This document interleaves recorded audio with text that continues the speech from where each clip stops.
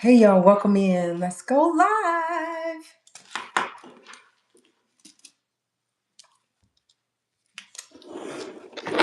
So close.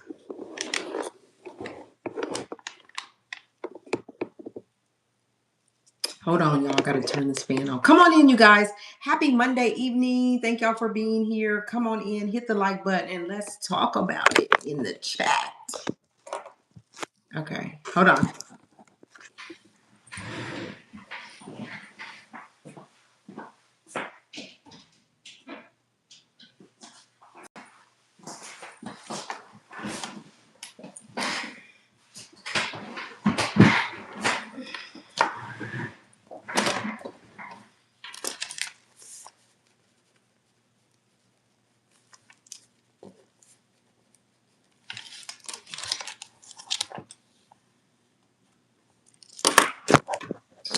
All right, you guys, come on in, hit the like button as you come in, and let's talk about it. Thank y'all for coming in. Let me know where you're. Oh gosh. Let me put my airplane mode on. Bam. That should work.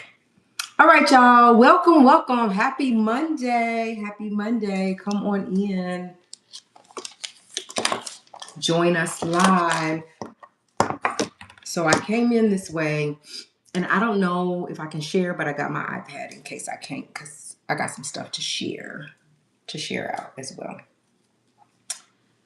So come on in, y'all. Don't forget to hit the like, give YouTube a little bit to let people know that we are live. Might be a little bit longer live tonight, a little bit. But anyway, let me find this guy's name I'm looking for.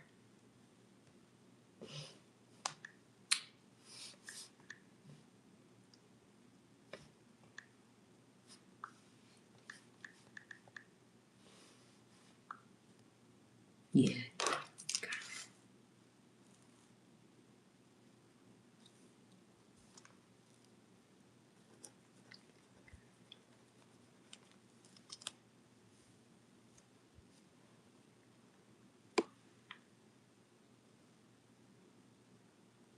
I'll be patient. That's okay. I'll be patient. I'll wait. There will be people here to talk to me. I remember back when I was really doing this thing every day, day in and day out. And as soon as I went live, people started popping in, popping in, popping in, popping in.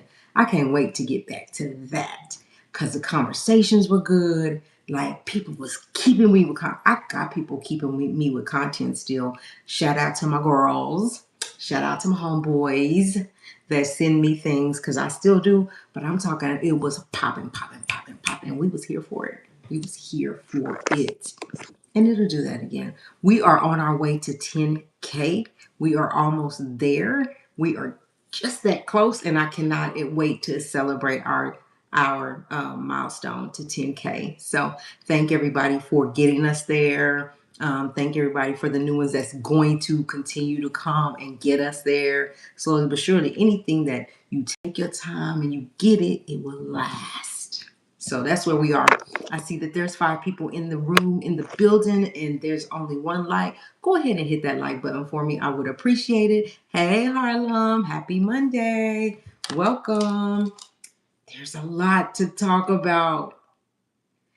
Just when I said I was not going to continue to talk about Diddy, it just keeps coming. It just keeps going and going.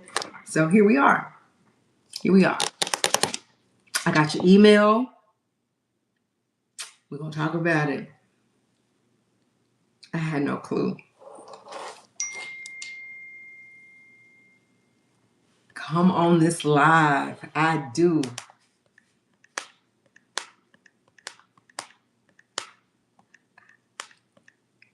Oh, dang. Hold on, y'all. Okay. Money Montana. Happy Monday. Hello, hello. We're going to let YouTube let everybody know we here. Okay. I'm about to look right now.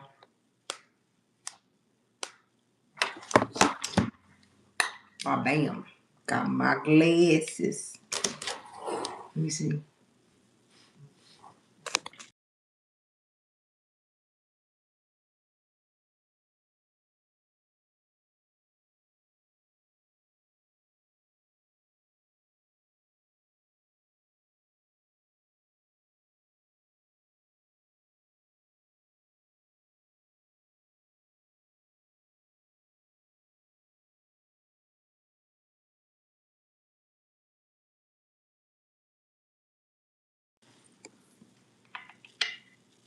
Welcome everybody. Happy Monday.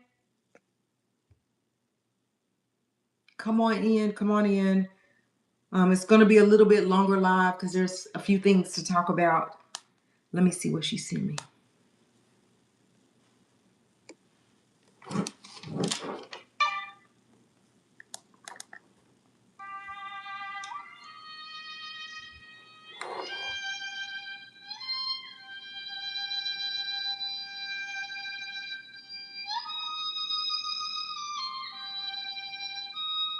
His hair got long.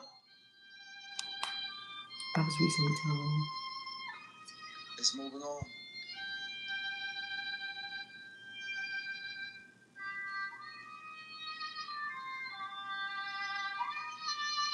To greener pastures, to faraway lands,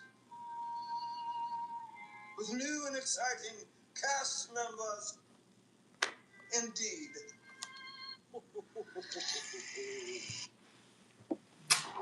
Canceled, huh? Welcome everybody. Come on in. I see 7 people, only 3 likes. Please hit the like. It take that long. It just take a few minutes to hit the like button. We need you to please do that to keep us in the algorithm. It's a free way to support the channel. We do appreciate you doing that. So we're almost at 10K, y'all. Almost. We getting it. We this close. We are this close. And so we appreciate everybody that comes on with us. We're gonna get into some things tonight. I really want to hear people's I want to see what you guys think about a lot of this. Me and my BFF, hey BFF, we are agreeing to disagree about Diddy or who paid for the funeral. Did Diddy pay the funeral, or did this state pay for the funeral? And so we're gonna talk about it. We're gonna talk about it. I'm gonna tell you why I think what I think, and then y'all can talk about it. So only one person at a time can come up on the stage. So if anybody wants to come up, that's cool. I got the link. I'll send it to you however I can to get y'all in. We're going to give about 60 more seconds and then we're going to jump in because we got a few things to talk about tonight. Again, welcome in everybody. Welcome in. Share this out. Hit the like. Send me some hearts. All that good stuff to let people know we here and we ain't going nowhere. Yeah. So, Miss BFF, how was the concert? Wish I could have been there with you. Can't wait till you come home. Like, you about to come home, girl. And I really need to see you. Your goddaughter really needs to see you. Like, what the what? Come see us. Or we gonna come see you. We gonna come over on your house in this town. Um, I'm tired, y'all, but I don't care. I was coming live. I didn't care what time it was, but I wanted to respect y'all's time. So here we are, and we just gonna get started. So as you come in, again, the likes are not really up, and I really need those likes to get up, y'all. We really need those likes to keep us in the algorithm. We are doing good. We're making headway. I appreciate everybody. So Montana, I have been visiting other channels and I've been enjoying it. So been getting responses. Okay, you got me some good information, right? I just be so tired. Right. You are right on time. We are not, we haven't really gotten into the conversations yet. We are just getting ready to get into the conversation. My wonderful, amazing, excellent mods are in the building as well. We got more coming. So we're just going to jump in. So, I talked to I came live earlier. I really wanted to talk about the story. So, right, I'm not sure if you saw this. Just really quick before we jump into the juicy peak. So we just before we get into the meat and potatoes of this live. So I'm not sure if you saw it right, but did you see the interview where the man, his wife, and kids were at a kid birthday party in Stockton, and there was a pow pow disturbance that took lives and kids' lives, and how he came on and talked about it. Here's the thing about this for me: it was a kid's birthday party. That's first. Second of all, he said that he didn't really know them, but his kids are friends with them, and they asked the mom to bring the kids, to kind of get the kids together. And all of a sudden, pow, pow, pow, pow, pow, pow, pow, pow, pow, pow, pow, and people dropping, right? So he had, I think, 4 kids there. And so he said, I just started looking for my kids. He said he finally got the baby, found the baby, and the next kid he found was his son, laid out on the floor, gasping for it. He was like, just stay breathing, just stay with me, just stay with me. Yes, Harlem, I'm animated.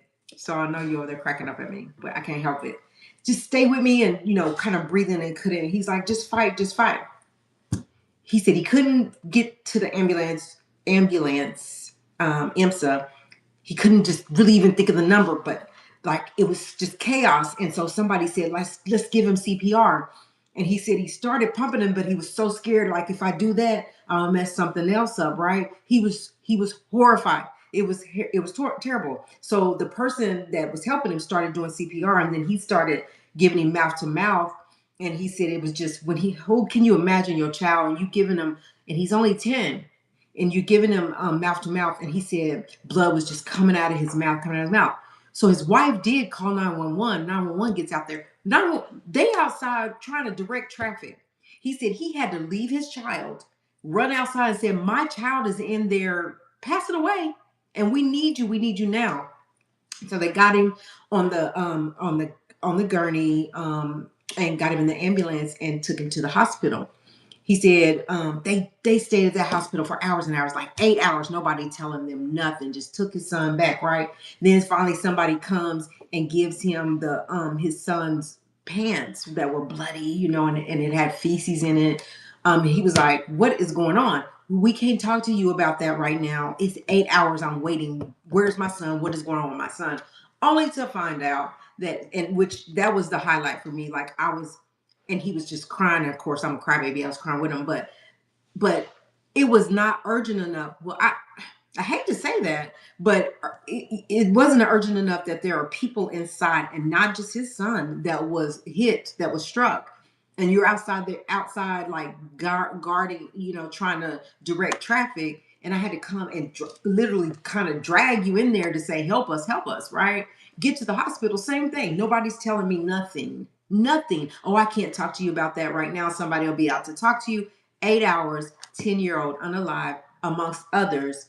Um, exactly, the feces was like, he's like, that did it. That tells you everything, right? And it was ultimately the truth, like what his thoughts were. It was happening. And it was just crazy. His little sister and brother was there. And so also the other thing was like that made me cry was like he said, and the little brother, it was so the one that yeah. Oh, you still catching up? And so the little brother shares a room with him. He's like, he can't even go in that room. He's having nightmares. And the little boy was looking at his daddy break down, and they was breaking down. It was just an interesting story to me, and I just wanted to share that. So if y'all want to go catch it, you can see the full interview, and it was crazy. So moving on. Before we get into the Diddy stuff now, earlier I said I'm tired of talking about Sean Combs.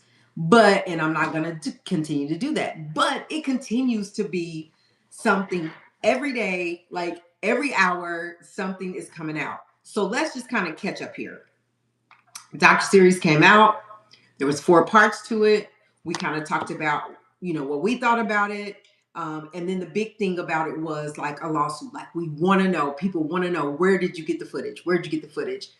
And by right, you're not going to give your sources up, right? So they're not telling where they got the footage. Next thing we know, Diddy's wanting to sue them because they got the footage, according to Diddy, illegally, right? The other big thing about it is that he was recording they were thinking that part of that lawsuit, if they sued Netflix, that part of that lawsuit could be that he was having conversations with his lawyer that nobody should have seen. But he blew that by having a third party in the room with him, videographer, recording his whole conversation. Even if you were behind the scenes and you had a videographer, like, why would you record you and your attorney's conversation? And so now that's become a big, huge part of it because one, Mark Agnifilo, he feels betrayed by that recording because Diddy knew he was recording, but Mark didn't know he was being recorded. Another thing to that, there were things that were said in that conversation that was kind of could be, considered illegal, right? In that they were talking about getting like his setting up his PR run, like right now, which made me understand clearly all the like you would see Puff come out on his page on Instagram now and then and pop out with stuff, but all of this was a whole strategy to kind of get to jurors and to kind of get them to sway his way. And he was like, even if we have to go out of the country to get some help, we need to do that thing. And then the other thing was that his lawyer was like trying to set something up for him to sue somebody else. And they say that, your lawyer can't tell you to go sue somebody else, but I think that's what a lawyer is for, to give you guidance, right? And so that was one thing. The other thing was the lady juror, the black lady juror. There, what people are saying, and I want to know what you guys think that watched the documentary, right? Juror, was she 75 or 30, or was the man 75 and one? I can't remember. But the black lady that was on the documentary, they're saying that some people that were boots on the ground were saying it was something about that particular juror that they were side eyeing. And then whenever she comes to the documentary, she just tells that she it was her error. That was her error, that she did basically follow them. And they're saying now that she was like maybe not one hired or on Diddy, not like on Diddy's payroll or anything, but that she was a fan, a huge fan. And so she was kind of swaying his way. But for me, I don't know, maybe it's just me, but I didn't see her like that. I saw her saying, this is what happened. Yes, there was some domestic violence things in there, but that's not what he was on trial for. So we can't base our decision off of domestic violence. But right, Harlem, we're now finding out because of the documentary that she was a huge fan of his. So I'm wondering, with that said, so I didn't see that right coming. I didn't see that coming from her. So I'm wondering, as Marvel says, never meet your hero. Never meet your hero. So I'm wondering, like, was it that he didn't get convicted of RICO and the other big charges because there were some fans in that jury? There were some people that were starstruck on that jury? Or was it that the prosecution didn't deliver well enough to convince the jury? Just like for me, and y'all put a 1 in the chat if you agree with me, okay? I think that Capricorn's Clark's story is true. I believe that it's true where the two jurors said they didn't really buy it. 1 for me. I believe her story. I believe that's what happened to her. And she felt away. I felt sorry for her in that she was like, she just looked at the jurors. She noticed that they really ain't feeling her story. They think she's telling a fib. So I would put a 1 in the chat too, right? Because I believe her. That's just me. I believe it. She didn't make me think. Harlem says 1 as well. She didn't make me put a 1 if you saw the documentary, if you will follow the trial at any point and you heard, and I mean, everybody heard Capricorn's story where she was kidnapped by Diddy. He went to her house, and this was all about Cassie. And went to her house and went to I never can remember his name, so Harlem's gonna have to tell me this time because I keep forgetting his name.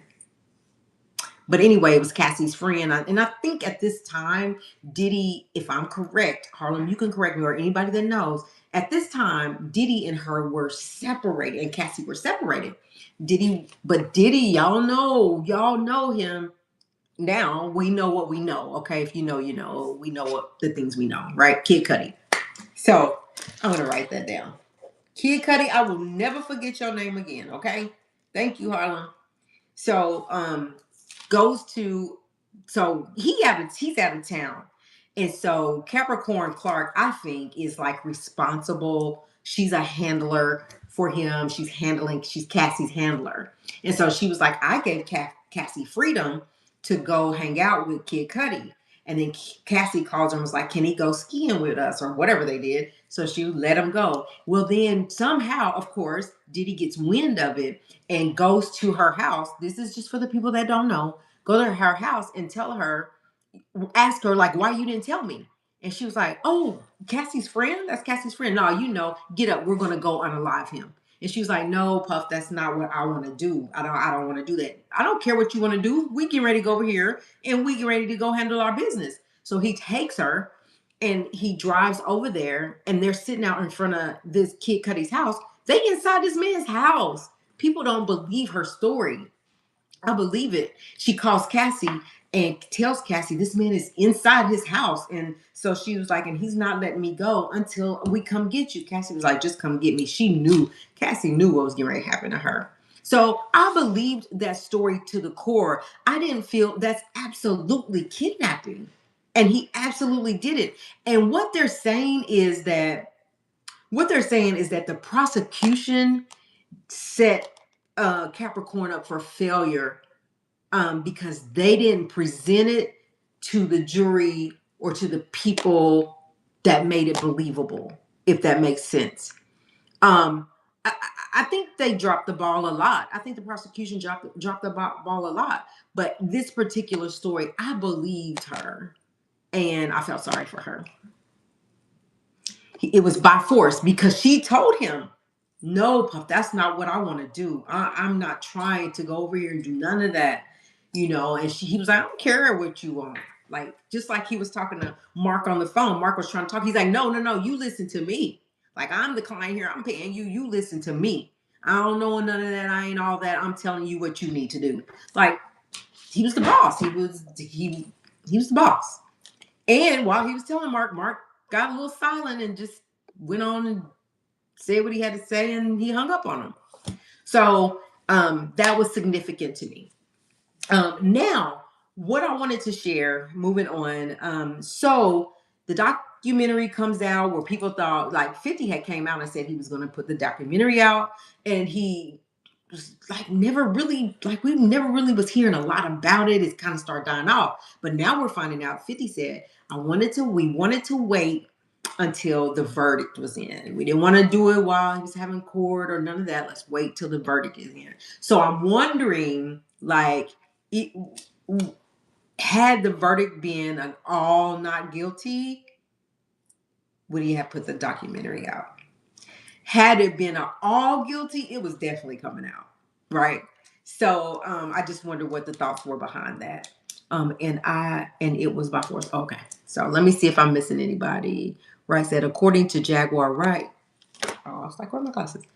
According to Jaguar Wright, No Diddy's team was already running damage control prior to getting arrested. It shows you that. Absolutely right. It shows you that in the documentary. He was his strategy. And the thing about it is this Neil Gaiman, I think, they said he was like allegedly on Diddy's payroll to talk to the alleged victims, right? Like he was pretending to be their friends and he was getting information from them. So there was a whole, like, prior to him getting arrested, this was what he was doing day in, day out. Of course, we saw phone calls to witnesses, phone calls to victims that he continued to make. But all of a sudden, I'm not that guy. I'm not that guy. I don't understand. I don't understand why they're suing me. Right now, they're saying that the number is up to 100 civil lawsuits. 100. Let me get caught up here before anyone even knew there would be a trial. That's kidnapping, yeah, and it was, yeah. I think he would have put out either way. Yeah. So, do you think he would have put it out even if it was all not guilty? You still think he would have put it out? I'm saying for sure, I think he would have put it out if it was all guilty or the way it ended up. But like a all not guilty, I don't know. And the reason I say that is because if they're finding him not guilty, and now we're going to put this documentary out showing him in what way, like can we really say he's that guy? Even though he got a not guilty down across the board. So I don't know. But it's 50, right? 50 was going to probably put it out.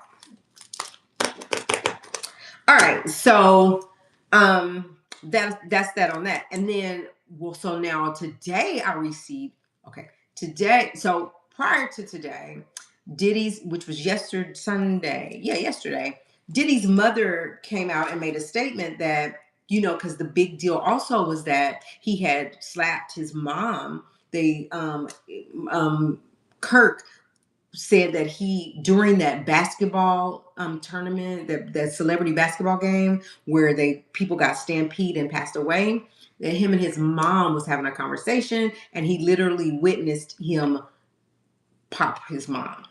His mom is coming out and said that is absolutely not right. You guys, thank you for the likes. Come on, let's get them up so that they match. I appreciate everybody being here. Thank you for getting the likes up. It just keeps us in the algorithm. But he said that he literally saw him do that, and she's coming out saying that these are all lies, making us look like we're bad people. Like, I love my son, and my son did not do that. So she came out and made a statement and saying the documentary is like just debunking everything in the documentary.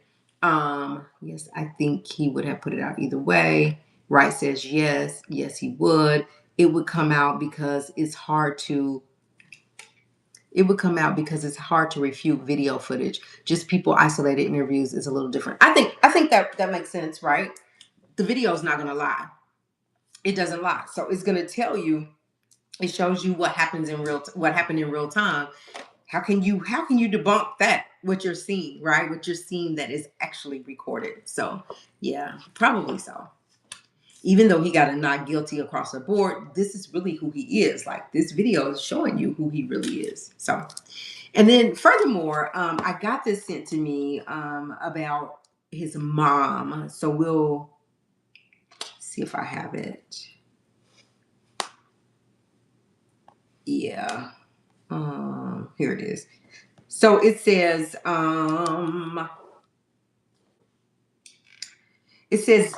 this is like his mom had already come out, right? She's already came out and she's already talked about how she thinks what she tells us what she thinks about the video, and that they're lies. It's all lies, right? So then it says, just 5 hours ago when I got it, it said Diddy's mom joins his lawyers Biggie Smalls' estate to blast the lies in the docuseries. The mother of fallen rap mogul Sean Diddy Combs is joining a chorus of individuals pointing a finger at Netflix as she's publicly come out against the notion that she was violent or an abusive parent with her son, or that he assaulted her, after a statement that she recalls inaccuracies made their way into the new Netflix docuseries, Sean Combs: The Reckoning. The 85-year-old mother of the imprisoned rap mogul was a notable figure at his lengthy trial on ex trafficking and RICO charges over the summer, which ended in a split verdict that saw him found guilty of violating the Mann Act, but not guilty of the more serious federal charges. Janice Combs attended every day of the 8-week trial in Lower Manhattan, commanding the media's attention as she entered and exited the federal court building in Manhattan, wearing colorful outfits and a rotating set of wigs. Now, Janice Combs, who raised her son and daughter alone in poverty after her husband was unalived in Harlem, is coming to the media to clear up what is reported in the Netflix series by a childhood friend who recalls Combs being beaten by her. The elder Combs is also asking Netflix to retract this from the series and refutes a claim that she was hit in the face by her son during an intense and tragic moment when he was launching his career in hip hop. She says, I am writing this statement to correct some of the lies presented in the Netflix show Sean Combs The Reckoning, released on December the 2nd, 2025. These inaccuracies regarding my son Sean upbringing and the family life are intentionally done to mislead viewers and further harm our reputation. In the documentary, I am portrayed as an abusive parent. This is untrue. As I have stated previously, I was a single mother raising my son. I held 3 and even 4 jobs in an attempt to provide a comfortable upbringing and quality education for my son. I raised Sean with love and hard work, not abuse. So she's asking that Netflix goes back and refute things. I don't think they're, even if they thought about doing that, I don't think they can do that. Like, right? And why would they go back and refute it? So she wants them to go and make it right, make it fit their narrative, whatever their narrative is, right? And her narrative or her story is that what they're saying in that documentary, what he said he saw, what the friend said he saw, um, what the friend said he saw, is untrue. She's trying to debunk what the friend said he saw. Harlow says, sorry. Wah, wah. Right, because it ain't happening, Miss Combs. I'm sorry. They're not going to go back and do that. Then the statement made by Mr. Tim Patterson, which was the guy that lived with him and his mom and dad lived with them, about Sean's life regarding my relationship. The statement made by Mr. Tim Patterson about Sean's life regarding my relationship with my son is not truthful and salacious to promote the series. To the contrary, I loved and nurtured Sean. My memories of Sean growing up are one of respectful and a diligent child and teenager. Sean has always been an industrious, goal-oriented overachiever. I'm not taking that from him. I believe that. It's what happened when he gained the fame and the power, is how he treated people. And so where did he get all of that? Where did he get having freak offs? Like, I mean, where did he get off abusing women? Like, it was, maybe he was that as an adolescent, as a teenager, as a young adult, because they said in the beginning he didn't use drugs, he didn't do nothing, he was about his business and he pushed his way through the industry. So I mean, I believe her when she did say that, maybe he was this amazing son, like, right, respectful son at the time. But money changes you. Money changes people, whether it's for the good or the bad. They say money is the root of all evil. So Janice Combs flatly denies this occurred in her statement on their series and suggests that the co-founder of Bad Boy Records never had any claim to the label.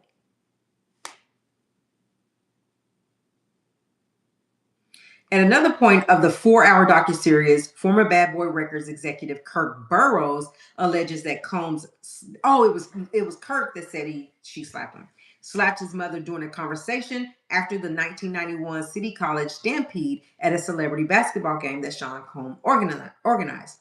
Miss Combs says, Kirk says, I saw Janice question Sean. He's going into the music business thing. He just left school, and now this extreme tragedy has occurred. She's like, did he make the right decision? Burroughs told the production of the series.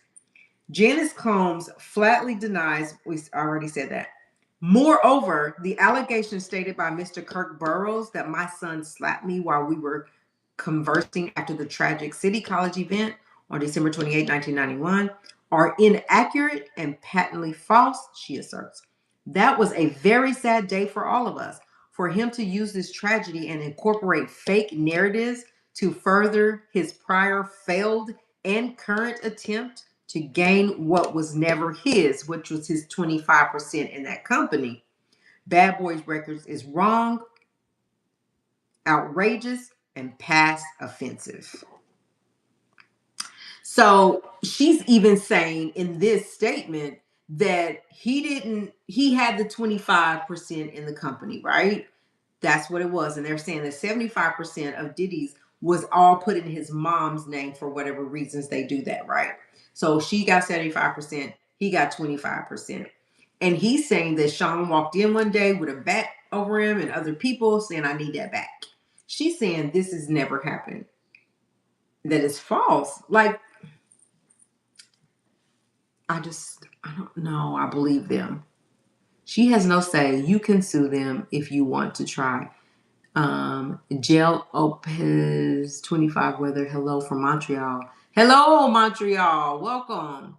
Yeah, so like I feel like, yeah, go ahead and if you have the right to attempt to sue them, but here's the deal. Netflix ain't backing down on what they're saying, how they got it, and they said this, I got this the right way. 50 Cent just ain't caring. And he was like, whatever. I know that I did this right. Right. But they're fighting it. They're fighting it. Just like the funeral. So the state comes out and says, no, that's not true. The state did not pay for the funeral. Sean paid for the funeral. But I don't believe that either. I believe what they said in the docuseries. I believe that um whatever Puffy did, whatever was in the contracts, whatever needed to be done, he did that thing and charged it back to the state, which is why. And then Kirk didn't want to change it. He didn't want to change it. He was like, that ain't right. So then 30 days, 60 days later, he's fired. He been with you all, helped build the company, been with you all this time. And all of a sudden he's fired because he didn't want to change what was in the original contract. But his mom, Miss Combs, respectfully is saying, not true. None of that's true. The state is saying it's not true. If you believe that the state did pay for the funeral, put a 1. If you believe that it's a lie in the docuseries, put a 2. I'm going to put a 1. I believe that the state paid for the funeral. And why they're coming out saying no, I don't. I have my theories of why they're saying no, but I'm gonna put a 1. I think the state paid. Harlan put a 1. Bridget put a 2. Here's where BFF says no. I believe Bridget's saying I believe that she believes that the state actually did not pay for the funeral. That it was done the way Diddy and them are saying that it was done. Harlem's saying she believes she's 2. Yeah, 2 is that you believe the state did not pay for it, that Sean paid it. I've been hearing other sides. Okay, I need to know. So I want to drop the link to you or Harlem because y'all put a 2 against what I'm believing, and maybe y'all can make me see something else. But I don't, and people are saying, but well, why would you say who is this to put 2 on my side? Sharon Green put it 2. Hi Sharon, welcome. I'm no, she's not on my side. She's on y'all's side. So she believes that um the state did not pay for the funeral, that it happened the way that the state is saying. So Bridget, you coming up? Harlem, who's coming up? Sharon, anybody coming up that put it 2? And I only say that I don't believe nothing they say. Miss Wallace is gone, so I wouldn't believe it. She been fighting Puff for her son's money.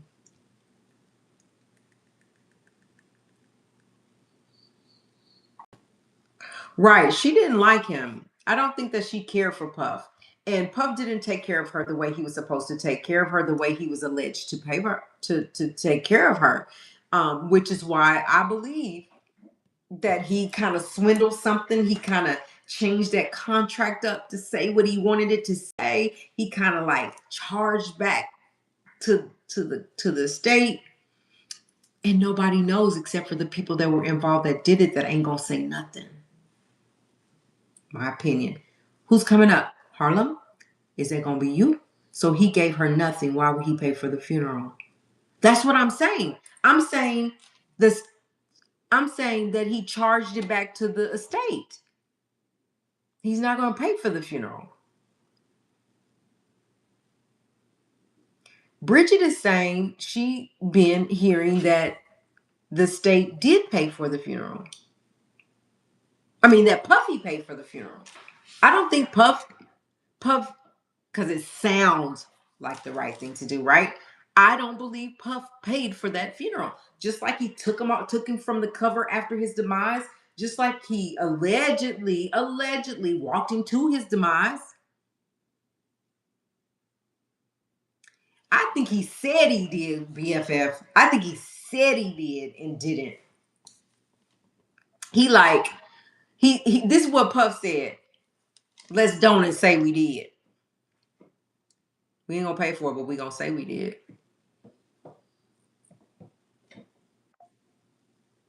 Yeah, we gotta. Harlem, like who's going? Y'all not coming up? Okay, well we can move on. So I would still put a 1. Sharon, why do you think it's a 2? Why do you think that Puff went ahead and paid for the funeral? I'm gonna stick to let's don't and say we did. Unalive BFF. I believe he unalived them both, but I do believe he paid.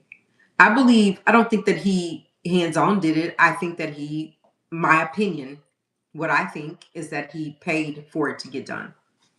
That's what I think. I think so. Like the right. So we could go back and forth. We can say what we believe, but at the end of the day, and that's what I was saying about like the whole entire situation in Montana. Everybody has their story. There has their story, and the only people that really actually know are the people that were there. So we're gonna always get their side, this side, and the truth is wrapped up in there somewhere. Yeah, I'm saying, that Puff did not pay for it, that he charged it back to Biggie's estate. That's what I'm saying.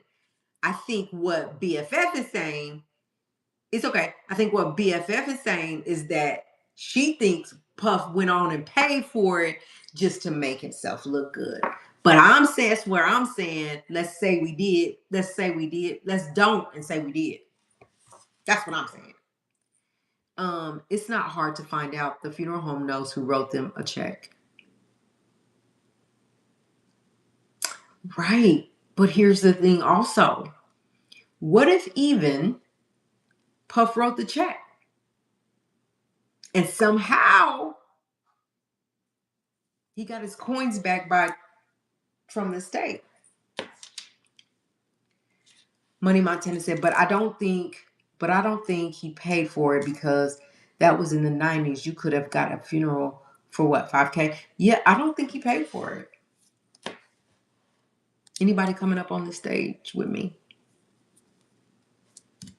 All right. I'm getting caught up on that, but that's what I that's just what I feel. Okay, and then let me see. I want to continue what Miss Combs is saying. She said on December 1. Oh no, this is just continuing. It's about done.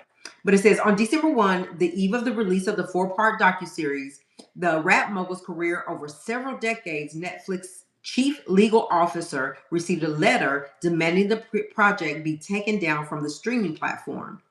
In that letter, a rep from Combs claimed that the footage shot in the days before Combs' September 2024 arrest in New York was stolen and that creative control of the series was handed to his longtime rival rapper Curtis 50 Cent Jackson. The rep claims Jackson was recruited for the alleged hit piece after a deal collapsed from Combs to bring a documentary about his life to the streamer. What are we saying about that? I'll send the link right now.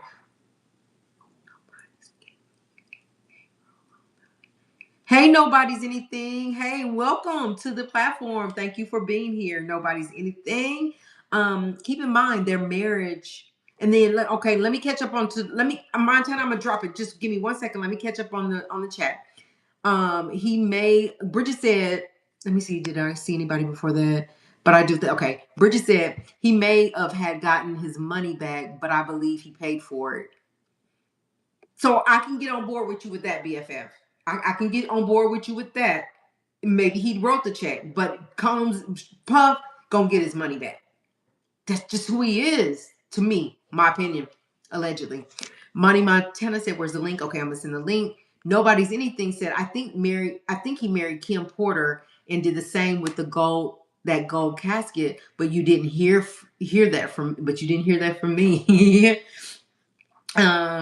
Nobody's anything says, keep in mind their marriage, he could do when he wants, he could do what he could do what he wants with her half. But you didn't hear that from me. Nobody's anything. Hey Harlem, just dropping some stones straight out of NYC. What up though, New York? Okay, so listen. Okay, let me get him this link.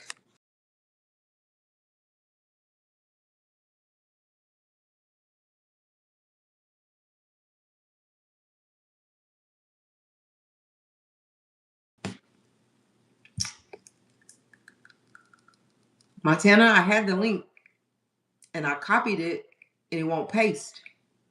Dang.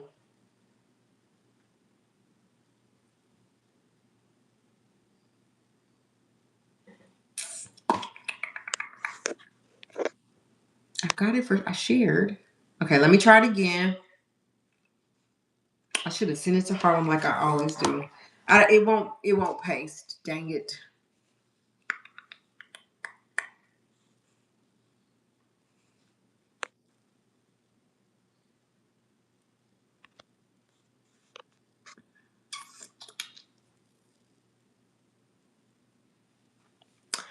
All right, I'm sorry.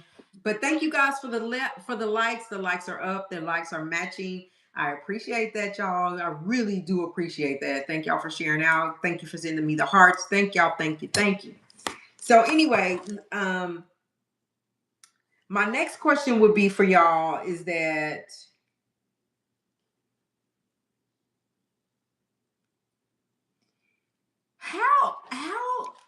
how do we think that he got the footage then? Like, what is your scenario? What are your thoughts behind it? Because absolutely we will never know, right? Like that's just that on that. We're not gonna know because he's not gonna tell us. But people was like, we can find out how he got it. But there's so many different scenarios about how people nobody's anything says, I stay in the tea like a sugar cube. Well, bring it over here, girl. Tell us about it. Tell us about it. So listen, how do you guys think he obtained that, right? So for me, I mean, I just don't know. Dang, Montana, I cannot get the link. I don't know what happened.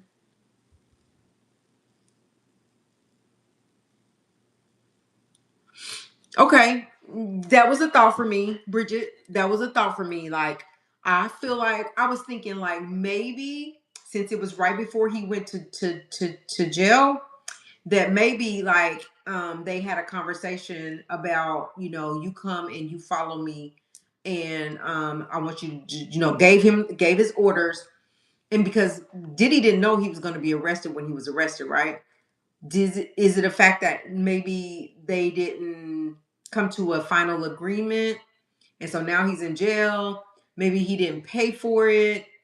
And so instead of suing him, they decided, okay, well, we'll go to the highest bidder, whoever that might be. And we will make more than probably what you were going to give me anyway.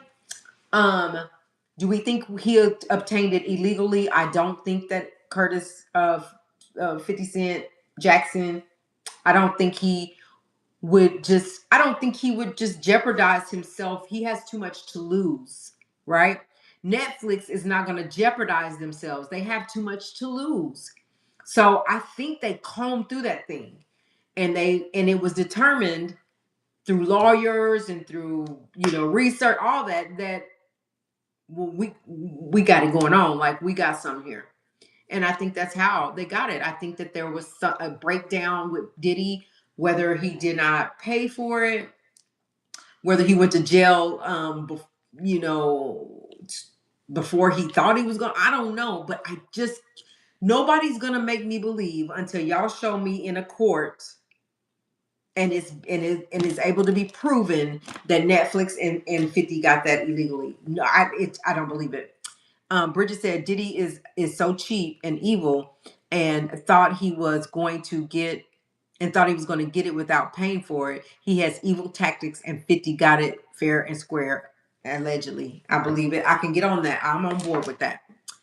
Um, he said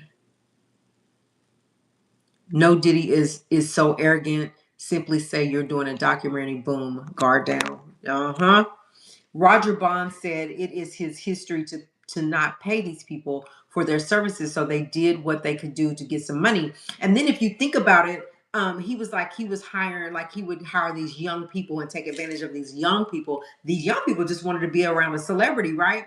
And so he would run game on them too. So I'm thinking like, who is the person that did this videography, right? Just wanting to be in his company, but was very brilliant. Oh, you're not gonna pay me? Got something better for you.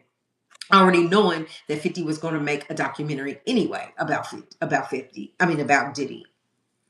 Let me see. Roger Bonds. We already said that. I agree. Harlem. Where's Harlem's? Okay. Roger Bonds said that. Okay. Said the history to not pay these people, right? And then nobody's anything says he thought people were stupid and tried to use his celebrity free card with a regular person trying to eat. Exactly. Which is why he was used to that, right? Nobody's anything, right? He's used to yes men. He's used to people doing whatever they need to do to be around him in his presence, whatever. And he thought this was still gonna happen. Like he wasn't. He got too comfortable. He got too comfortable, and he got legally is what I think. The only reason why Diddy he is suing is because he's ashamed that the information got out to the public. That's all he really cared about. He got exposed with receipts. There you go. I believe it. He wasn't expecting that information to get out. There's no way he was expecting that. He just knew he had this under wraps. He was not expecting for us to hear his conversations with his lawyer, to hear him say, "You're gonna put the stuff in my fanny pack." Where they find it in your fanny pack, right? Like all these things, all these things. He was not. He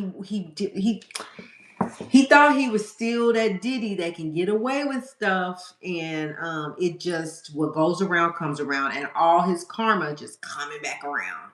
Ain't nothing you can do about it but eat it. You just gotta eat it.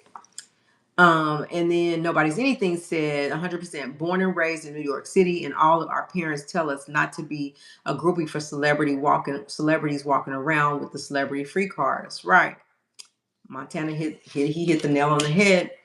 So the lawsuit that he is filing, he just showing the public that he's trying to fight it, even though he knows that he can't beat it. I think so. I think that he was willing to spend the money on a lawyer, attorneys, the court, all that, just because he's Diddy, and I'm gonna show these people he ain't finna play with me. I'm about to show them. Hire me a lawyer. Let's get this lawsuit cracking. But I just don't. He can't win. There's no way you can't pay me enough to believe that they did it the wrong way. That they didn't do this legally. That's it. So what else did I have? All right. So then we have Chef Jordan. So she's former chef for Diddy. She came out and she got on that Neil. Is Neil's last name Gaiman? So let me show you guys. No, Neil Dominique. No, let me see. It's Neil Dominique, right? Let me make sure before I put this out.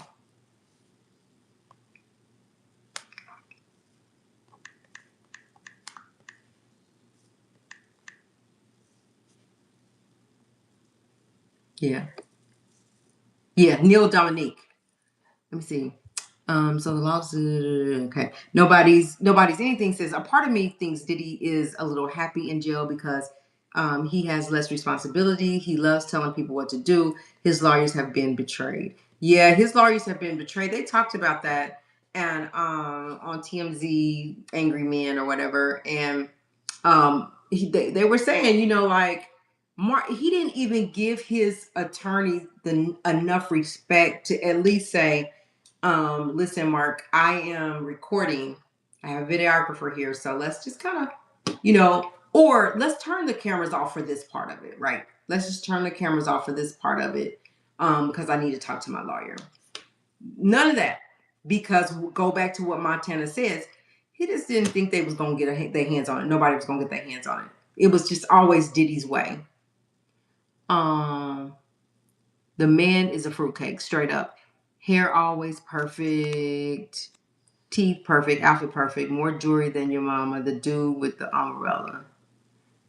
And then Rice says, which is fine, but who you want to be, but own it. Imagine if nobody came out in the 90s. Imagine what that would have done for the alphabet community. Nobody's anything says, imagine saying the man didn't do it while he's doing it in real time. No mercy on those poor lawyers. It's crazy. So, yeah, so let me go back. I wanted to talk about this just for a little bit.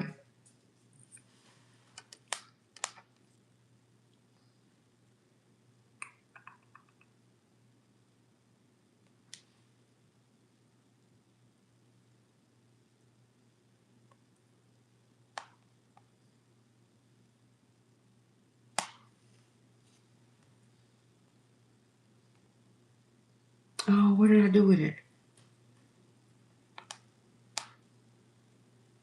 So let me just see if I can pull it up.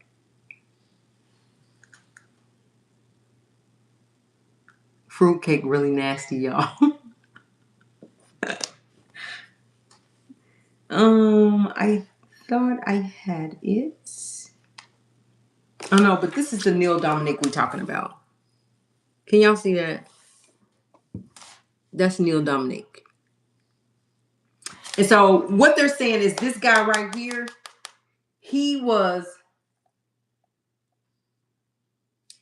this Neil Dominique guy right here, like the chef came out on her live Instagram. So let me tell y'all about Chef Jordan. I reached out to Chef Jordan right when the trial was over to get her to come on the channel, and she was like, no, I'm not gonna do any. She said respectfully, she was really nice. She talked to me for a while. She's like, I'm not gonna do any interviews right now. She said, but I am gonna speak on it. So she was really nice, but she said, but like basically what you hear me say on my live is my truth. It's the truth. Money Man says, excuse my French, be he was doing all that effing in the freak off, and now he got effed in the end. He did. He got it back. But she was saying that this man right here was hired by Puff, right? Allegedly, and he was the one, since Puff really couldn't, which Puff was doing it anyway, talking um to victims and people that were going to be witnesses, right? Witness tampering. He hired this Neil person to talk, to pretend he was friends with them and talk, and then get information and go back and tell Puff. And so what Chef Jordan said was, do y'all know who that is? I'm gonna see if I have a.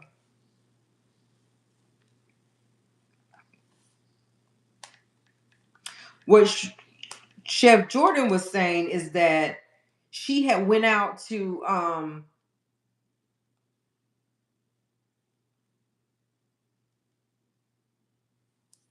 oh no, that wasn't it. I thought I found it. But she had been called by the grand jury, and she was talking to the grand jury. They was just to see if they were going to use her, get her story, get all that she had, and to see if they was going to use her as a witness. And this guy went and told Puff that she was talking to the grand jury. Went and told her it was doxing not only her but other people, several other people, and she was like, they were in fear for their lives. Like he was putting their lives in jeopardy by going back and telling Puff that the police had contacted her and all these things. And so she was just coming out and saying, you know what? Yeah, you might have did that, but you're gonna pay for it. Like you're gonna get what you deserve for going out and telling, going back and telling Puff, and could have possibly, like, everybody is still walking on pins and needles because Puff has a way of putting that fear in them because he always had been like that. And so she was like, so there's no way that Puff should have known that she was talking to the grand jury. But unfortunately, the Neil Dominique person was going back and pretending he's friends with the witnesses and then going back and telling Puff everything, which is kind of like, it was scary for them. And then, my bad, excuse me, with no baby oil. And what did I miss? Montana, as my grandma says, anything done in the dark will come to the light one day. Nobody's anything says, I wonder if any of the lawyers woke up sore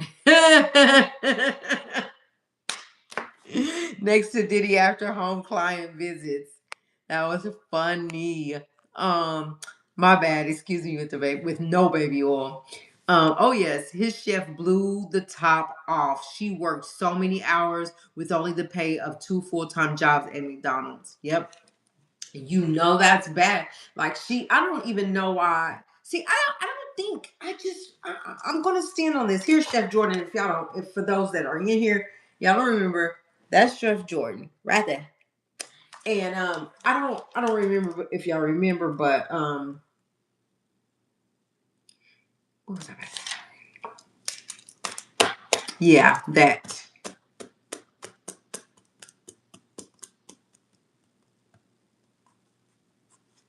I don't know. Just blew my mind. Just left my mind that quick. But anyway, she was in her feelings, but it wasn't just her. It was several people, but she let him have it. You think she does? Hiawatha's so pretty. You think she looks like Hiawatha? Um. So anyway, she's saying that he's gonna, like, you don't get to do that to us and just walk free now. You don't get to go back and put our lives in jeopardy and then just walk free. So you gonna get yours. Like, what goes around comes around. Nobody's anything says he beat that girl over turkey bacon, y'all. Come on now. Yeah, he did her wrong. He did her so wrong. He did a lot of people so wrong. Which is a great segue into Cassie.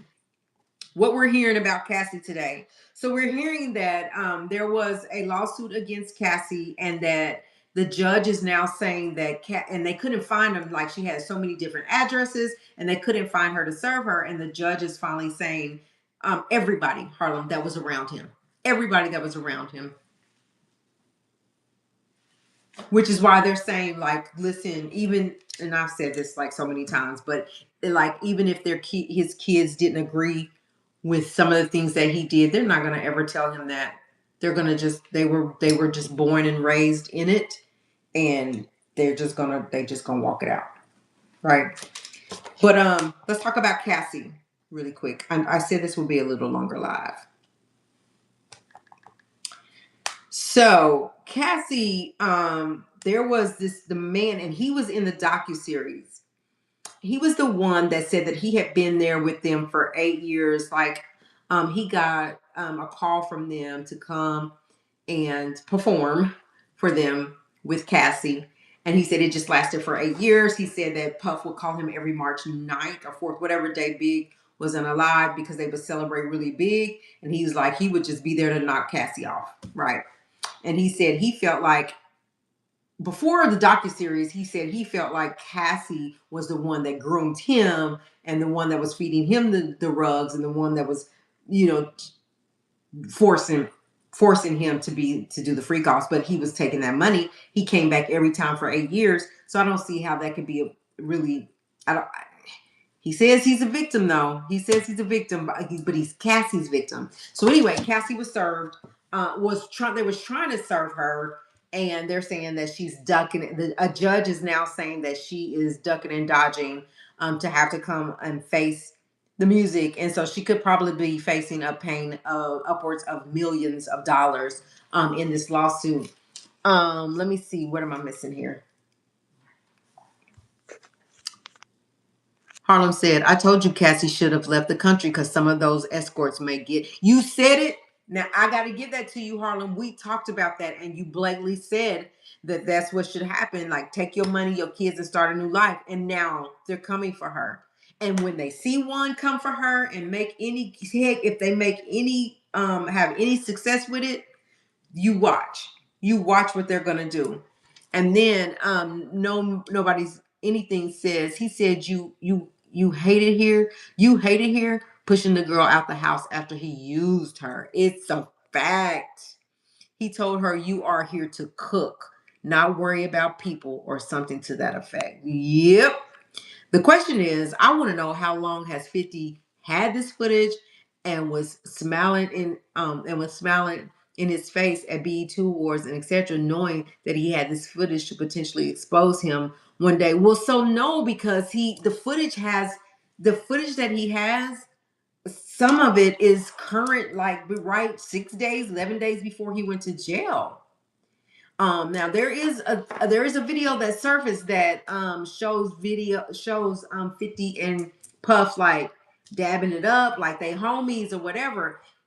50 said, like, I'm not here, like we are not on this like trying to hurt somebody, unalive each other. We're here as rappers. We say what we say, but I felt like when he offered to take me shopping and he offered to do those things, like it felt a little sugary to me and I didn't like it. And so that's what's been going on. But he hired two of his sons to work for him still, even after that. So he said, it's not like I have this vendetta against him. I just don't want to be around him if he's fruity.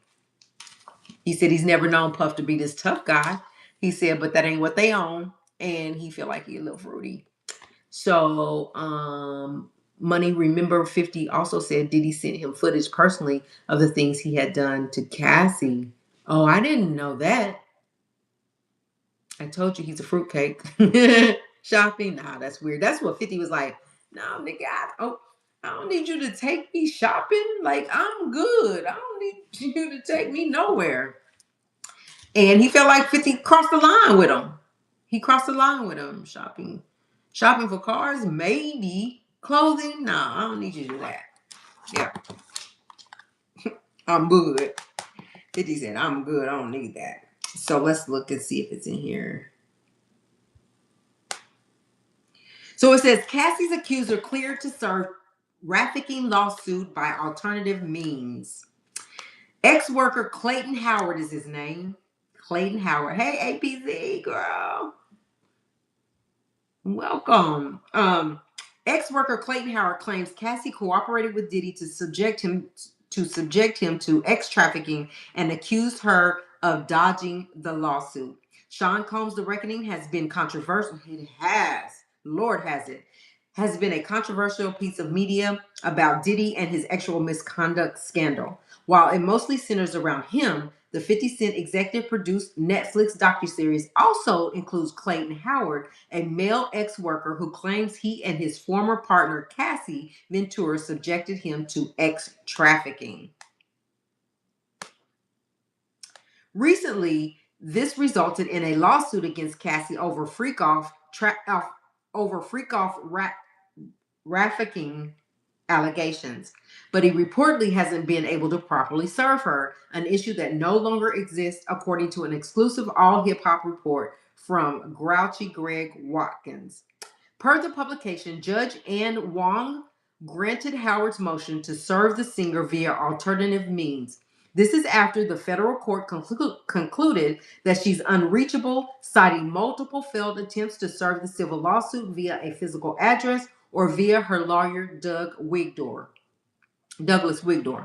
It's unclear exactly what these alternative means are. Nevertheless, the judge instructed Clayton Howard to send the summons, order, and complaint to her and attorney Meredith Firetog in order to forward the filings. We will see if this results in an official response and the case's further development. Do we believe that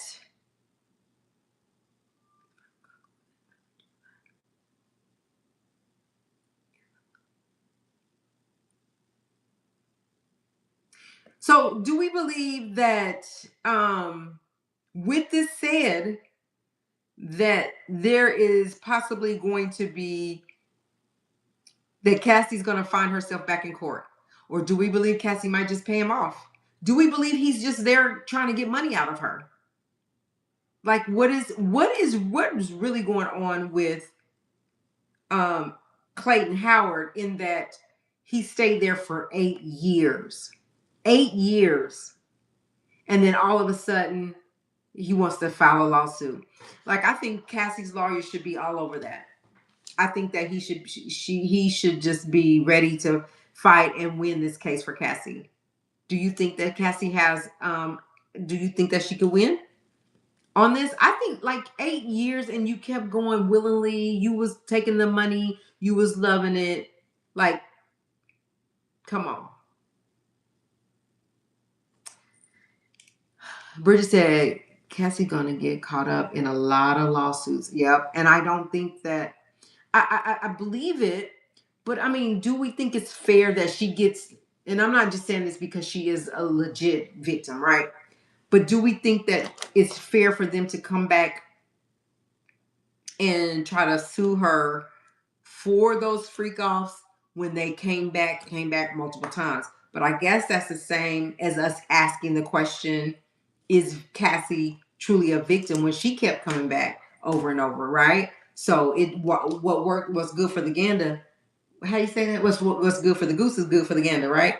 So if you can say, oh, Cassie's still a victim because even though she went back and she didn't want, she might not have wanted to, and she was trying to get away, she still went back. She's not a victim. So this man, he went back for 8 years. Is he a victim? Does he get to get paid? Is he a victim? The money ran out. Cassie gone. Okay. Nobody's anything says Clayton has a weird history of taking his ex-girlfriends to court.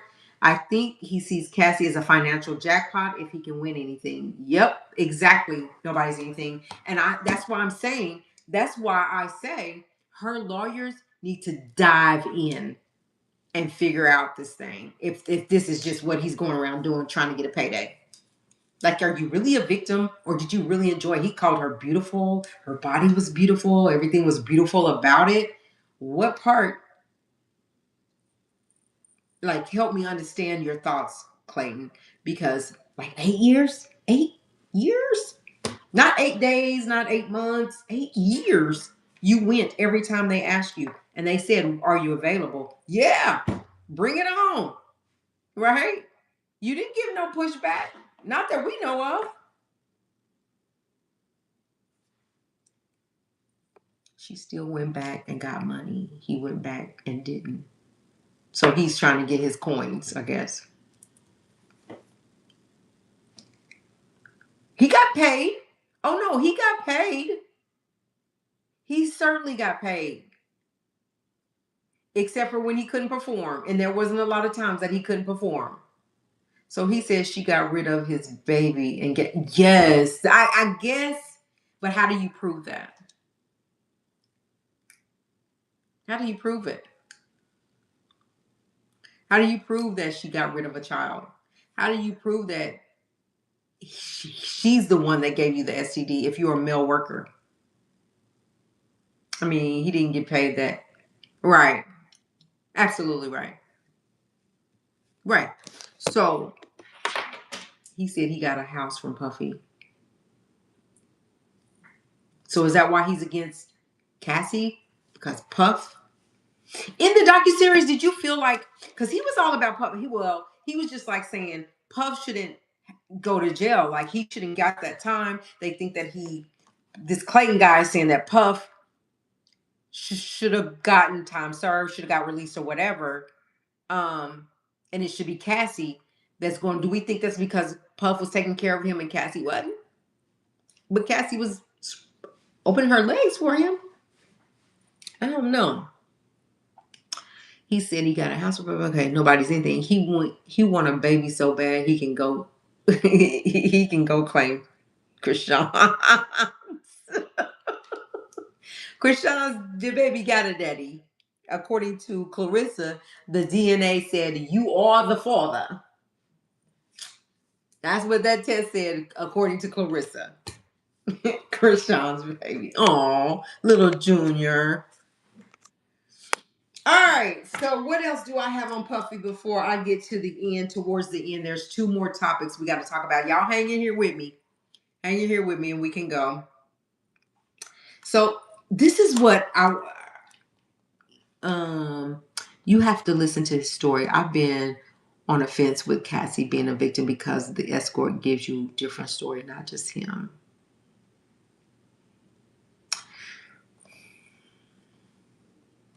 So I've heard his story. I've heard his story, but I'm still saying, like, if it was a problem, even after she offered you the rugs and you took it for the first time and was able to perform for like 2 days, like, even if that was a problem for you, why did you keep going for 8 months? And I guess that's always the question, is why do they go back? If you haven't been in this situation, the question is always, why go back? Why did you go back?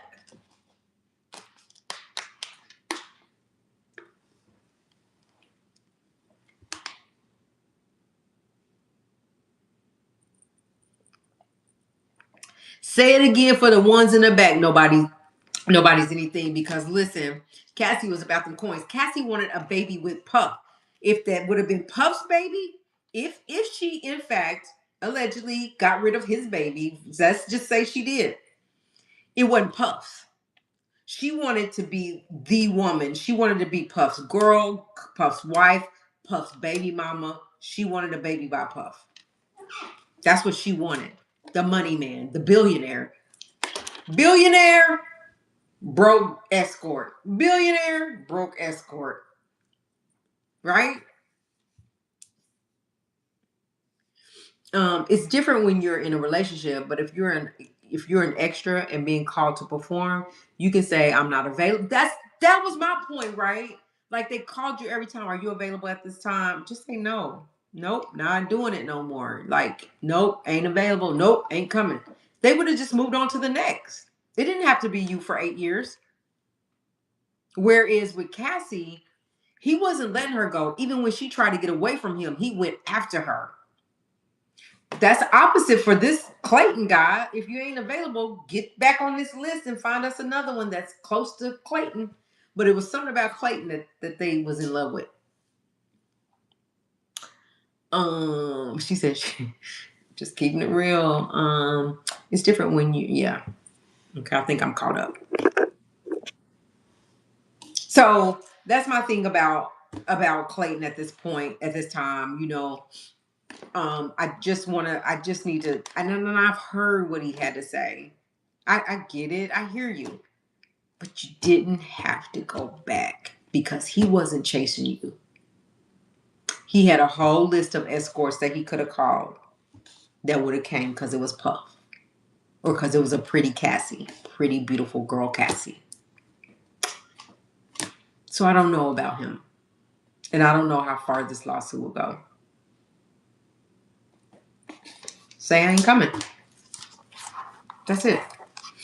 All right. Let me move on to this next two, and then I'm going to go. I'm going to let y'all go.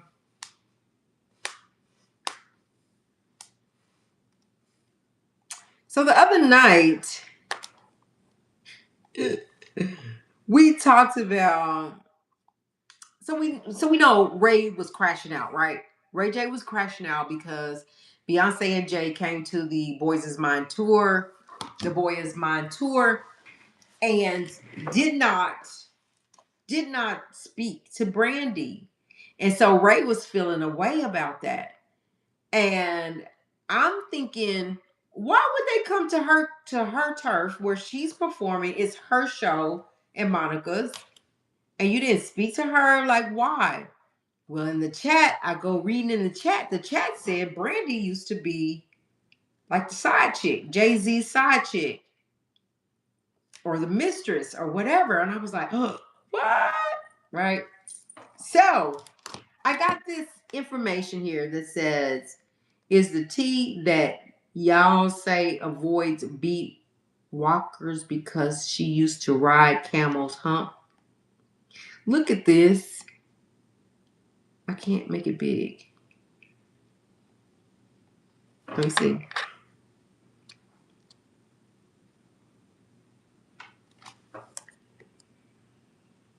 All right. Beyonce allegedly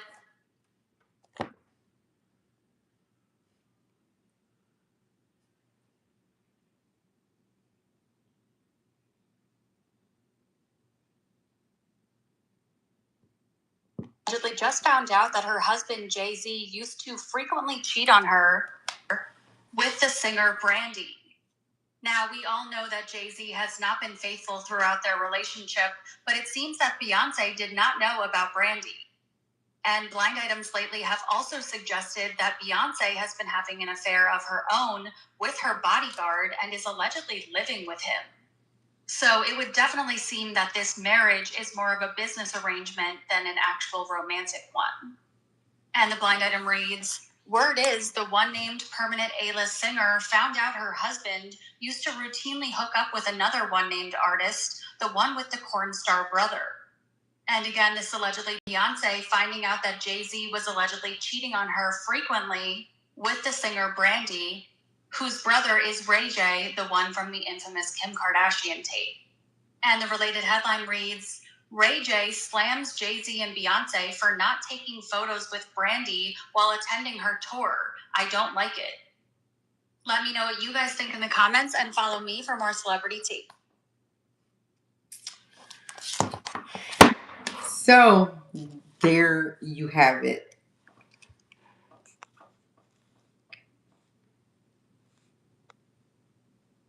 Let me see. Let me catch up. It's being said. Kelly not talking to who? What?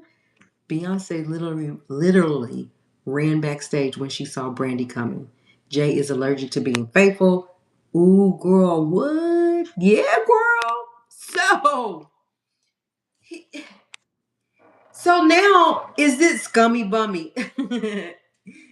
Jay-Z, shame, shame, shame. Listen, you have the Beyonce as your wife, and you still can be right. But this is what I'm seeing. But I'm hearing that this was a relationship that was prior, like years ago, that he met allegedly was seen messing with Brandy on the side. But it was at the tour at the concert that she did not have anything to say to Brandy. They didn't take pictures or anything with Brandy. So my question was like, and why not? Because Ray J, my homeboy. So I had to ask, why not? Well, the why not is what we just saw. So allegedly, Jay-Z and Brandy had a thing, and Brandy, when it was cut off, Brandy, struggled with that with the breakup. And so I guess Beyonce finds out about it. Now, do I believe Beyonce is messing around with whoever they said she's living with? I just don't believe that. But you can't put nothing past nobody.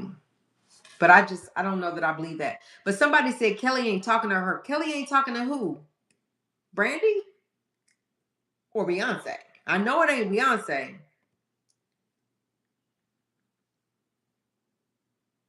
So do y'all believe that that's why they didn't speak to her? And Beyonce said, I dare you to say hi. I dare you. I dare you. It's always been said that Beyonce is with the bodyguard. Dang, Harlem, give us some more. What? Kelly isn't talking to Brandy. Oh. Why? Because what Ray J did? Or because they found out about this? Because I knew she ain't going to not talk to Beyonce. But is it because did they just find out? Michelle came to the show and took pics with Monica and not Brandy too. Oh, well, if it's true, if it's true, if it's true about Brandy and Jay-Z, Michelle and Kelly are her girls. And so they have to stand on it, and they have to stand with their girl if it's true. And I can't believe that they're just finding, like, you guys are just finding this out, or has this always been a thing? Have they never talked?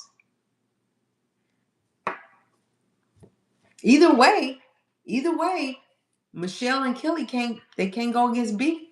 So, but she's on a tour. Kelly's on the tour. I guess the tour ain't just about Brandy though. It's Brandy and Monica. So she is there. And we heard, did y'all hear that Keisha Cole replaced Money Long on the tour?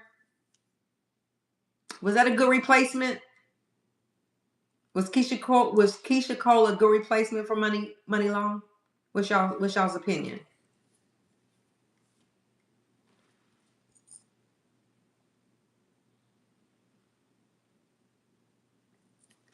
Yeah, that's why Solange jacked him up in the elevator, because I heard they was arguing because he was cheating, and they was like getting physical or whatever.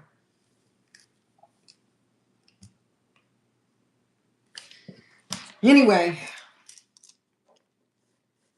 that's that. Did y'all hear about Jada Pinkett Smith's lawsuit? Bilal actually really came back and sued Jada Pinkett Smith. He said, "I'm gonna give you this much time, Jada, and if you don't respond,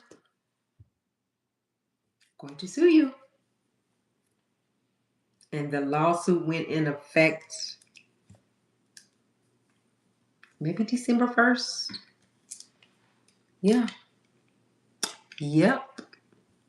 Let's see. Solange beating him in the elevator. He ain't been faithful for a while. Yep. It's lots of women out there that Jay has been with during the marriage. That's just sad. Uh, yeah. So now Bilal is taking Jada to court. We're gonna see how that works. But Jada said, "Nah, we gonna sue him. He beat him to the punch." So are they gonna counter sue him? And do they have a leg to stand on? Because Bilal came out with a mouthful, man. He just gurgitated everything. He didn't care. And he was saying, like, I can't believe that Will or Dwayne didn't get him for defamation, saying that he saw them being intimate. So was that true? Because no one sued him. He said, I dare them to sue me. I want them to sue me because I know what I saw. I was there. This is a mess. This is a mess. So what to look forward this year coming up? We got Chris Brown's thing, but that's not till August. We got we got a few. We got the Keefe D court trial coming up. Tupac. We got we got a lot of court dates that we got to cover. A lot of trials that we got to cover. Yep, absolutely.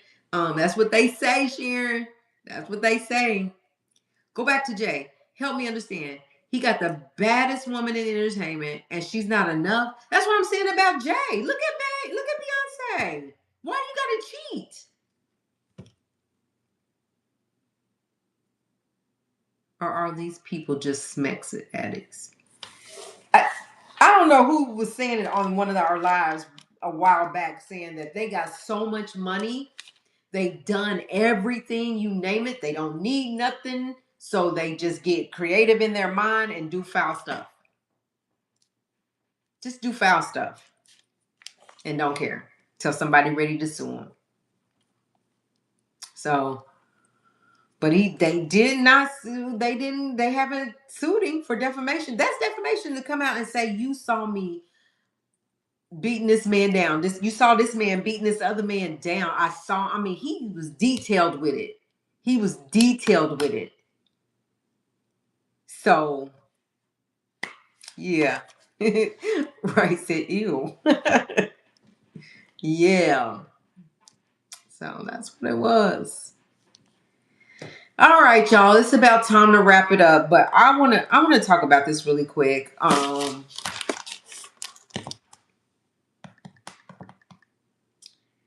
So how many of y'all watch Donat's show? Or how many do y'all know about the blogger Donat?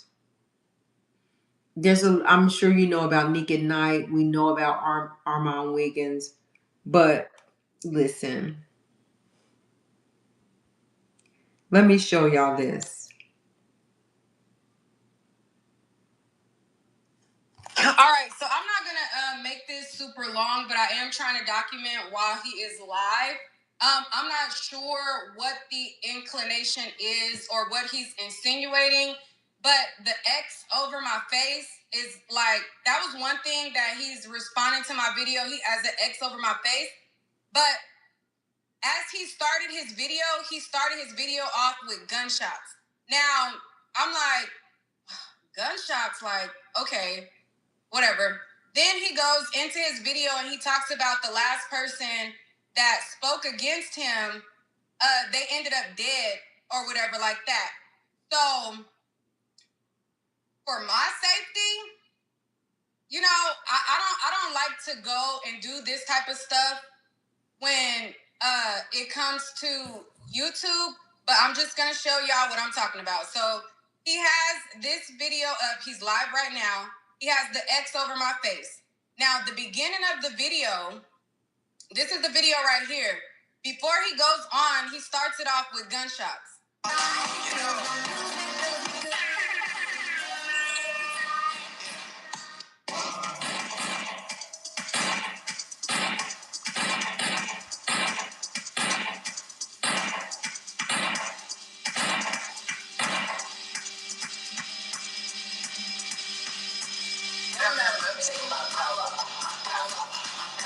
All right, so could y'all hear that? Could y'all hear those gunshots?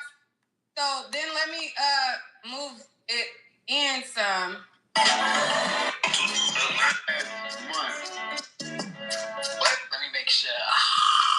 My boy speak normal.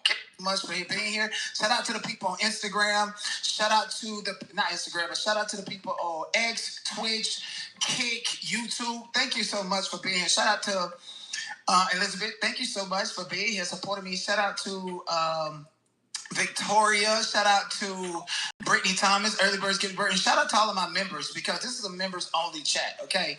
I don't want my moderators doing extra work, and I don't want nobody, because yesterday when Anika Nightquill was over here and y'all was attacking her in the chat, I had enough respect to say don't attack her, but the gloves are off, bitch.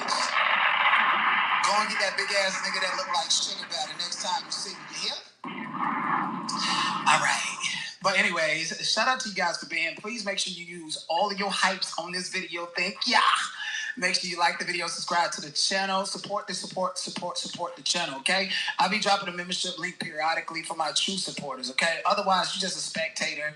You're just a messy nobody. I probably pushed it on the AAP card and got the most to say about me. And let me tell you, is there something that want to harass me in chats and platforms?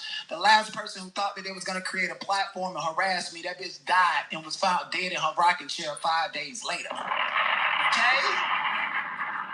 Know your enemies and know who you're dealing with. Club. So nobody's anything. So okay, let's talk about Donat first. So like I would watch him periodically, especially when he was doing the Diddy trial. Like he's a really good commentator. If he would just stick to that, he was really good. But when he comes with this kind of stuff, it just kind of is a turnoff, right? So he originally was into it with Armand Wiggins, and these are all YouTubers, right? Just going out to the courts, covering the show, covering the trial, and supposed to get on your plane and go back home. Why do we get caught up in this? Did not have said he crashes out on the internet to get clicks and views, but yet this is pretty serious when she says you. I pushed the wrong thing. There we go. When he says YouTube, when she says, oh, go back. YouTuber, oh my gosh, it went away. I got one more too, the Christian Keys one. That comment. Okay. Nick at Night says after covering a YouTuber has a restraining order filed on Denad. I made a video about it on my YouTube where I allowed him to say his side and tried to stay neutral. Even though I was neutral because I didn't co-sign, he lies. He has now flipped on me with several videos. His latest video in his latest video, he subliminally sends threats that he plans to pow me, so I'm documenting this for my safety. Does it get that serious? Like, is it that serious where if she doesn't support you or if somebody is going to a channel that you don't like just because you don't like them, that it gets this serious that she has to go and get a restraining order? They all end up at the same trials together at the courthouses in the different locations at the trials. Why is it that YouTubers, black YouTubers, are at it? Like, if I'm being honest, I saw Nick at Night's video, and Nick at Night was very neutral. She didn't take sides. She went and talked. She allowed Denat to talk, say his piece. Armand Wiggins had to get a restraining order against Denat. Like, it's always drama with him, and I wish he wouldn't, because he's very smart. And if he would just stick to what he's doing out there, like covering stuff, covering the news, covering the trials, he's very good at that. He's very articulate, very good at that. But if he's not careful, people are going to start they're going to start unsubscribing. They're going to start not following him because of this mess right here. At what point do you stop? But he continues day after day after day after day after day. And he'll tell you, if you don't like it, don't come over here and see my channel. Beat it. He don't care. But it's really not funny when a young lady has to be afraid of her life and getting alleged threats over YouTube.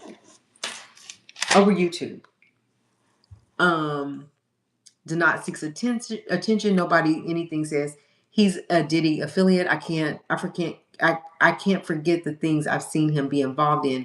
Neek is not wrong for bringing awareness to his threat. She is not wrong at all. She has to do that. She's a mother. And it has to stop somewhere is what I think. Just filed. Nothing improved yet. Harlem said he had issues with everybody. Tisa, Sam, Armand, Neek, Gene.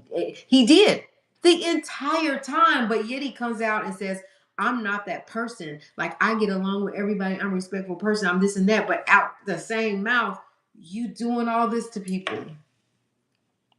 And I think it's just not necessary. Like, if you don't like people, just stay away from them. Like you tell them to stay away from you, don't be around them. But why do you have to indirectly, allegedly threaten somebody and say the last person that did that to me, she ended up unalived? So what does that tell Neek? Neek didn't even do nothing to him. I don't even know what Armand has done to him. I don't know what Tisa has done. What did Gene do to him? What did these people do to you? What did Sam do to you? Called him a white man and was going off on him like he wasn't supposed to be there. It was crazy. And this continues to happen. Then he goes to jail and he comes right back out with the same stuff. I don't know. She said he's a plant in ways I can't explain for real. Because negativity brings clicks and views, positively can't. That's right. And he said it right. He said, when y'all see me crash out and do that kind of stuff, I'm trying to be on my channel. Neek is always neutral. She comes, she brings it, she does her investigations, she covers the story, she comes back with her honest opinion. Whether it's this side or this side, it doesn't matter. What she's on the side of what she thinks is right. And has always been like that.